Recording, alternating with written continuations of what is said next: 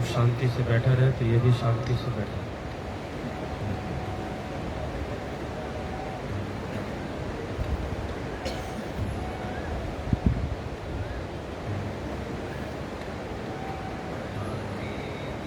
दोनों हाथ जोड़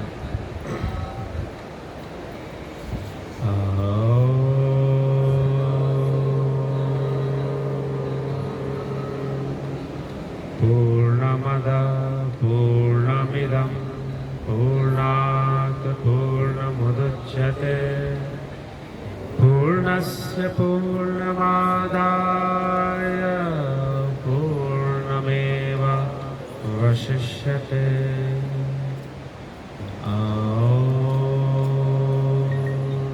शांति शांति शांति।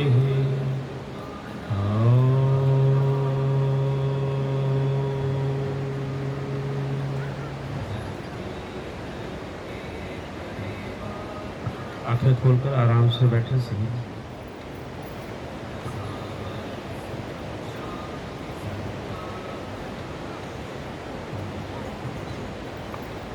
अभी तेज धूप नहीं है।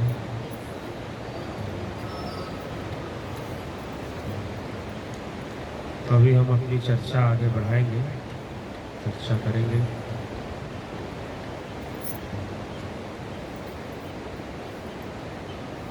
तो आपके कुछ प्रश्न होते हैं। कल भी कुछ प्रश्न थे जिन पर हमने चर्चा नहीं की थी, तो उन पर भी चर्चा करेंगे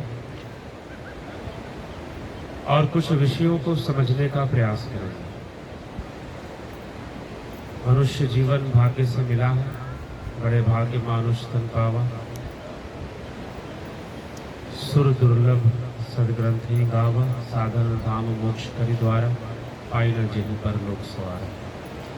कि बड़े भाग्य से मनुष्य जीवन मिलता है, ऐसा हमारे शास्त्र कहते हैं।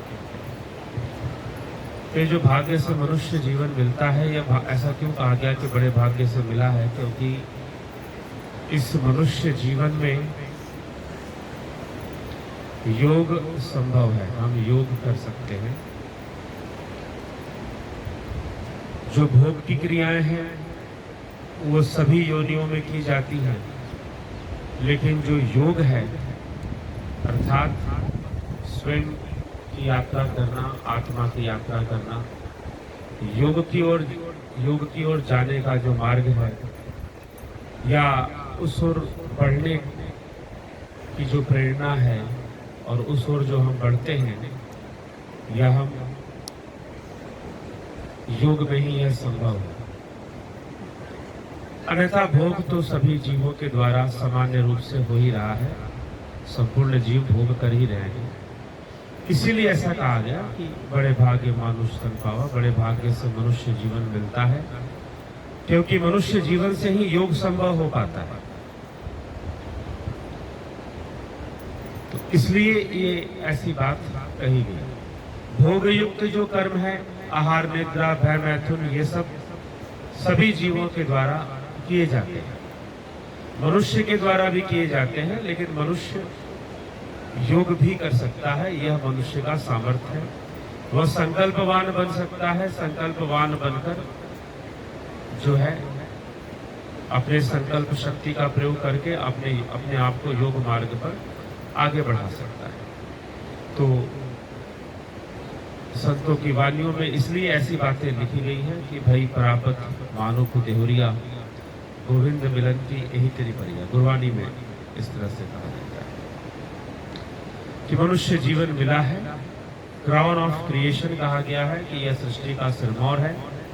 तो हमें इस मनुष्य जीवन में निश्चय ही अपने आप को इस मार्ग पर लगाना चाहिए, तभी इसकी सार्थकता है। मनुष्य होकर अगर हमने योग नहीं किया, ध्यान नहीं किया, उस आत्मिक शांति का अनुभव नहीं किया, तो हम कुछ शायद ऐसा छूट गया हमसे जो कि इस जीवन में संभव था। आदमी अनुभव लेता है, बहुत तरह का एक्सपीरियंस लेता है। कुछ लोग कहते हैं कि ध्यान की क्या आवश्यकता है करने की, तो मनुष्य बहुत कुछ एक्सपीरियंस लेता ही है संसार में। ये भी अनुभव लो, ध्यान कर कर भी देखो कैसा एक्सपीरियंस आता है। ठीक है, तो वैसे तो बहुत सारे अनुभव हम करते हैं, लेकिन ये भी अनुभव हमको लेना चाहिए, अगर क्योंकि ये मनुष्य के द्वारा संभव है। तो कुछ ना कुछ अनुभव हमें जो योगा टेक्निक्स दी गई हैं उनके द्वारा, और फिर ध्यान लगाना, उसको हमें करना चाहिए। तो योग का आज मैं एक विषय विशेष रूप से कहूंगा कि हम योग नगरी ऋषिकेश में यहाँ पर हैं। तो योग क्या है? कुछ बातें कुछ लोग समझते हैं योग करने का मतलब एक्सरसाइज है। योग करने का उद्देश्य कोई व्यायाम नहीं है, योग करने का मतलब कोई एक्सरसाइज नहीं है। कल भी हमने थोड़ी सी चर्चा इस विषय पर की थी, लेकिन पूरी चर्चा नहीं थी वो, बस उस पॉइंट को हमने थोड़ा सा टच किया था। तो योग करने का उद्देश्य आपकी शारीरिक बलिष्ठता नहीं है कि आप बलिष्ठ हो जाएंगे। कई बार लोग ऐसा प्रश्न पूछते हैं कि योग करने और एक्सरसाइज करने में क्या अंतर है, योग करने और जिम करने में क्या अंतर है? बहुत बड़ा अंतर है।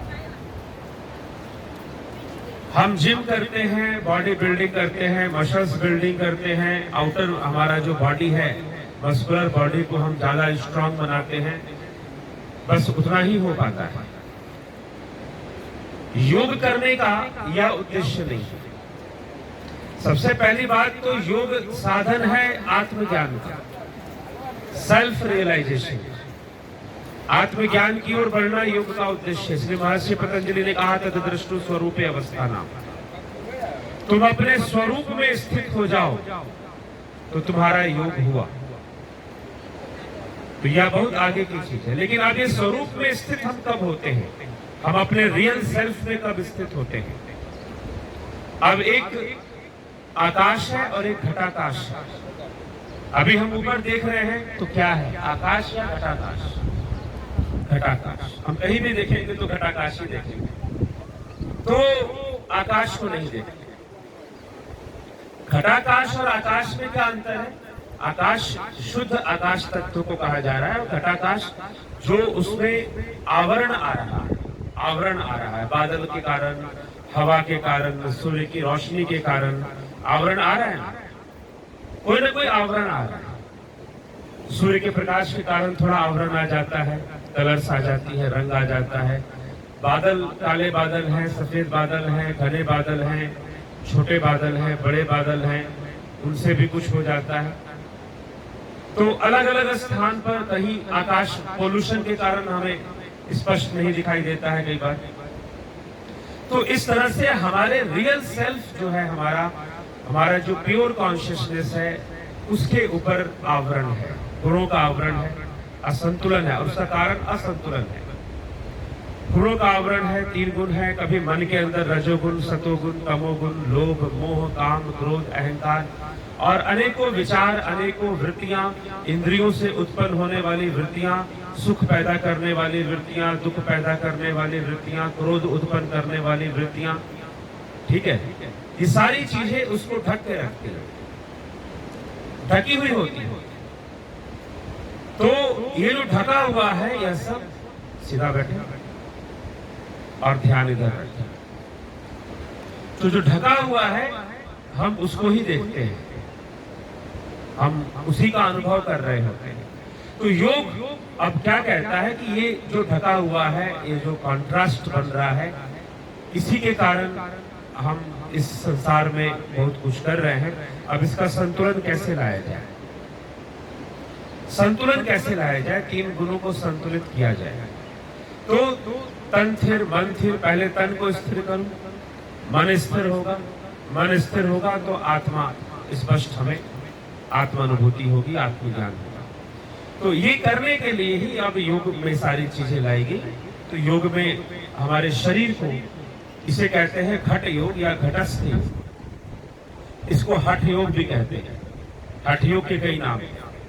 हठ योग को हठ योग भी कहते हैं, घट योग, घटस्थ योग भी कहते हैं। कुछ लोग समझते हैं कि हठ योग मतलब शरीर को कष्ट देना। नहीं, कई बार लोग समझते हैं कि कोई एक आदमी एक पोजीशन में खड़ा है तो उसे हठ योगी है वो। कोई एक, जैसे कुंभ में देखा होगा कि बाबा जी वो अपने हाथ खड़े करके रखे हुए हैं, 6-7 महीना से उनका हाथ खड़ा है, तो वो हठ योगी हो गए। तो वहां पर हठ योगी होना अलग विषय है, वो हठ पूर्वक। यहाँ अगर हम हठ योग शास्त्र को पढ़ेंगे, हठ प्रदीपिका, योग बीज और सिद्ध सिद्धांत पद्धति गुरु गोरखनाथ जी ने लिखा है। ये सारे नाथ संप्रदाय के ही ग्रंथ है तीनों, और भी है जैसे कि हिरण्य संहिता है, हठ योग का ग्रंथ है। तो इनमें हठ की अलग परिभाषा है, ठीक है। हठ की परिभाषा जो है, ह से पार्वती जी को और ठ से शिव जी को बताया गया है। चंद्र नाड़ी को ह से और ठ से सूर्य नाड़ी को बताया गया है। और चंद्र नाड़ी, चंद्र स्वर और सूर्य स्वर को साधना, ये हठ योग का उद्देश्य है। उसके लिए शारीरिक संतुलन जरूरी है। शारीरिक संतुलन लाने के लिए आसन बताए गए, मुद्राएं बताई गई, बंद बताए गए, फिर प्राणायाम बताया गया, प्रत्याहार बताया गया। तो ये सारी प्रक्रिया चली। तो ये योग का अंग है, योग नहीं है। तो शरीर के स्तर पर पहले आप थोड़ा संतुलन लाए, अपने आपके शरीर का जो ढांचा है वो संतुलन में रहे, बाहर से भी अंदर से भी। इंटरनल संतुलन क्या होता है? हमारी जो ग्रंथियों की व्यवस्था है, एंडोक्राइन सिस्टम हम जो कहते हैं, और एक्सोक्राइन सिस्टम है, तो उनके अंदर संतुलन आए, हार्मोनल बैलेंस हो, हार्मोन्स में बैलेंस है, अननेसेसरी कोई हार्मोन बहुत ज्यादा ना हो, जिसकी जितनी आवश्यकता है, तत्वों की जितनी आवश्यकता है उतना हो, हमारा आहार संतुलित हो, भोजन संतुलित हो, हमारी जो कार्य है वो संतुलित हो। एक जगह पर हम बैठे ना रहे, कुर्सी के ऊपर बैठे हैं तो बैठे नहीं, फिर हम एक्सरसाइज करें, आगे बढ़े, कुछ करें। तो आजकल क्या है कि कार्बोहाइड्रेट रिच फूड ज्यादा इंडिया में चलता है, कोल्ड ड्रिंक्स हो गया, मिठाइयां हो गई, बहुत सारी चीजें, तो उसमें कमी लाना चाहिए। तो इस तरह से संतुलन। तो यहाँ पर जब तक हम शारीरिक संतुलन की बात करते हैं, तब तक तो हमें लगता है कि भाई ये तो मेडिसिन की बात हो रही है, ये तो एक्सरसाइज की बात हो रही है। हाँ ठीक है, योग इंटरनल ऑर्गन पर इम्पैक्ट डालता है, इंटरनल टिश्यूज पर, सॉफ्ट टिश्यूज पर इसका इम्पैक्ट जाता है। स्पेशली जो हम सूक्ष्म व्यायाम करते हैं या एनर्जाइजिंग एक्सरसाइज, वो स्मॉल टिश्यूज को इफेक्ट करता है, ठीक है। तो इस तरह से योग हमारा प्रारंभ होता है, और फिर हम आते हैं धारणा, ध्यान, समाधि, प्रत्याहार, धारणा, ध्यान, समाधि की ओर। तो मन का संतुलन, शरीर का संतुलन, फिर मन का संतुलन, और जब मन संतुलित होता है, पूर्णतः संतुलित होता है, तीनों गुण संतुलित हो जाते हैं, तो शून्य, वो आत्मा जो भाव शून्य है, जहाँ कोई विचारातीत, हम वहां तक पहुंचते हैं। तो योग एक लंबी यात्रा है, योग संपूर्ण जीवन है। योग ये नहीं है कि आप यहाँ पर आ गए और आपने सूर्य नमस्कार कर लिया, थोड़े से कुछ प्राणायाम कर लिए, कुछ आसन कर लिए, यही योग नहीं हो। योग संपूर्ण जीवन है, हर समय योग होना चाहिए। चलते फिरते, खाते पीते, ऑफिस में काम करते, हम योग का अनुसरण करें, योग सिद्धांत का अनुसरण करें। इसलिए युद्ध, अर्जुन को युद्ध करना है, और भगवान श्री कृष्ण अर्जुन से कहते हैं, तस्माद योगी भव अर्जुना, अर्जुन तुम योगी बन जाओ और योगी बनकर युद्ध करो, ठीक है। योगी बनकर, तो योग करने का मतलब ये नहीं होता है कि आपने बहुत सारे आसन कर दिए, खूब 100 बार सूर्य नमस्कार कर दिया तो योग हो गया, ऐसा कुछ भी नहीं। तो योग पूर्ण संतुलित होने की क्रिया है, शरीर से भी, मन से भी, और जब मन बुद्धि से संपूर्ण संतुलित होते हैं तो योग मोक्ष का साधन है, योग फिर मुक्ति का साधन है, आत्मज्ञान का साधन है, आत्मा में स्थित होने का साधन है, स्थित प्रज्ञ होने का साधन है। इसलिए श्रीमद् भगवत गीता को योग शास्त्र कहते हैं। आजकल बहुत सारे लोग इस कॉन्सेप्ट को नहीं समझते हैं, वो बस बाहर से एक्सरसाइज कर लेना, सूर्य नमस्कार कर लेना, आसन कर लेने मात्र को ही योग समझते हैं। यह दुर्भाग्यपूर्ण है। इसीलिए उनको लगता है कि योग करने का मतलब ये भी एक जैसे जिम कर लिया या एरोबिक्स एक्सरसाइज होती है, आजकल जुम्बा डांस चलता है, उसी की तरह योग भी कुछ है। योग ऐसा कुछ भी नहीं, ठीक है। तो ये हम जरूर हम समझें, ये संपूर्ण जीवन है, और संपूर्ण जीवन के लिए है। जीवन का कोई भी अंग ऐसा नहीं है जिसका संबंध योग से नहीं है, इसलिए इसे कंप्लीट मेडिसिन भी कहा गया, समग्र।